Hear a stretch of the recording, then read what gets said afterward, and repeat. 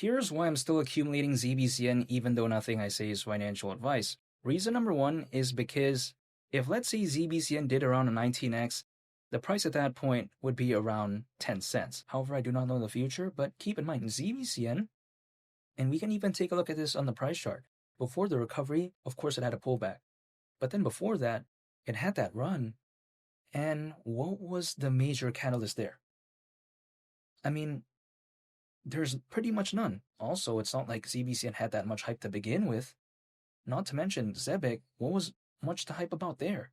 Like, for instance, if we consider the recent things that Zebec announced, like, for instance, not too long ago, they made a post on X about ISO 20022 and kind of how they're working towards that sort of compliance. If we also consider something like, for instance, acquiring gate knocks and being focused on compliance through that, and also acquiring something called Science Card UK and being focused on education through that. This is stuff that people mostly talked about after that run, or should I say after that initial run that we most recently had when it comes to ZBCN. So if ZBCN was able to do that pretty much without all these things, right? At least that was kind of talked about in a massive way. Imagine what it could do if Bitcoin goes to 200 grand, 250, maybe 300, and we do see a fully fledged type of altcoin season. Maybe at that point, 10 cents when it comes to ZBCN would not surprise me whatsoever, even though nothing I say is financial advice again. But if we assume maybe the idea 10 cents, around a 19x from here, market cap at that point, considering current circulating supply around $9 billion. If some people are saying meme coins can exceed that market cap, this doesn't seem that ridiculous to me. Some people like to tell me 10 cents is bearish, but you know what? I would rather just believe in that instead of me thinking, oh, ZBCN, $1 or something, and then it never reaches that. I just rather not focus on something like that. I don't think 10 cents is that bad anyways, around a 19x. I get it. It's not like the 1,000 or 500x or whatever. I'm totally aware of that, but I'm not in the world of microcaps, and this is not a microcap. If I am complaining about a 19x, I would not want to even believe in ZBCN to begin with. Why? It's because if I was, kind of within this space to ignore 19x and all this, then I'd be in microcaps. But I don't want to take a big chance on microcap because, for what? For me, I don't want like around a 3x either because it's kind of a little bit boring in my perspective, even though I cannot speak on anyone's behalf. But then at the same time, I don't want a microcap either. So I think something like this, hypothetically, seems a little bit more, I would say, not that crazy to me, maybe. Which is why I'm just going to stay patient, and that's pretty much it, because whenever ZBCN does decide to have that next leg up, I just want to be prepared by just consistently accumulating instead of me trying to kind of know the exact moment in time for me to enter, because if I had tried to do that before, I could have very easily missed out on the recovery that ZBCN had, which is why I don't want to be doing that even moving forward.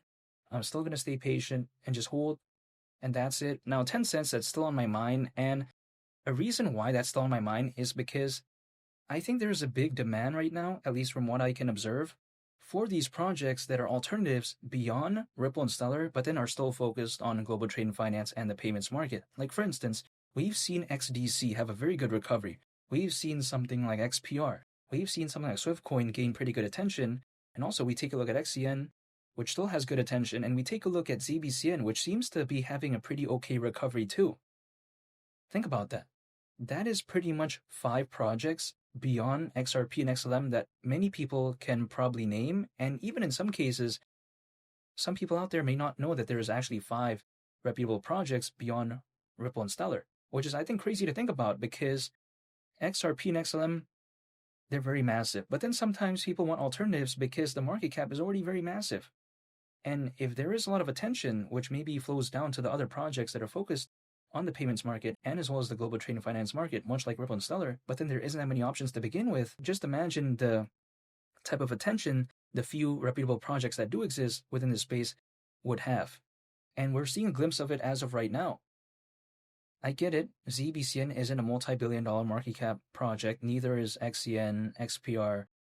XCN, either, right? But I'm just saying, XDC has a market cap over $1 billion though, but again, it's not like it's that massive. And keep in mind, what's crazy to me is that XDC, which is often considered the number 3 project in this space behind XRP and XLM, that market cap is around 1.5 billion, give or take. And keep in mind, XRP has a market cap right now that is well beyond 100 billion. So if we consider, like, let's say we just assume billion, that's like not even 1% of that, you know? Kind of crazy to think about. And again, ZBCN pretty much arguably is kind of number 3 within this space if we remove XRP and XLM, because number 1, I think beyond XRP and XLM is XDC, number 2 is XCN, and number 3, arguably right now, I think is ZBCN in terms of popularity and in terms of kind of the attention. So again, what I like about this is that the payments market is currently valued at over $2 trillion. The global trade and finance market, according to Mortar Intelligence, is predicted to reach up to $5 trillion in value by 2028. And then there's not that many competitors within this space. I think for me, believing in something like ZBCN, I just don't know why I would stop acquiring it right now, just because I feel like if, let's say, we do begin that next leg up, there seems to not be that much competition anyways, and there's a lot of attention for XRP and XLM. If some of it kind of flows over into this is something that I'm very excited for, which is why I'm still staying patient. Not to mention, Zebec is focused on pretty good markets like, AI, more specifically AI-based PayFi. We take a look at RWAs, real-world assets. We take a look at payrolls. We take a look at they have the Zebec cards, and also on top of that, they're of course focused on payments and global trade and finance. Not really anything groundbreaking in that sense, because it's not like it's never been focused on before. But then I kind of like how ZBCN is in the right place in the right time. Or should I say Zebec? Because if, let's say, ZBCN popped up 10 years later, that's a totally different case. Now, I think there's this momentum shift, because for quite a while, the Ripple and SEC case, I think, kind of made people a little bit apprehensive to enter into this space, or should I say believe in projects beyond XRP and XLM, which are focused on payments and global trade and finance, I think due to the reputation.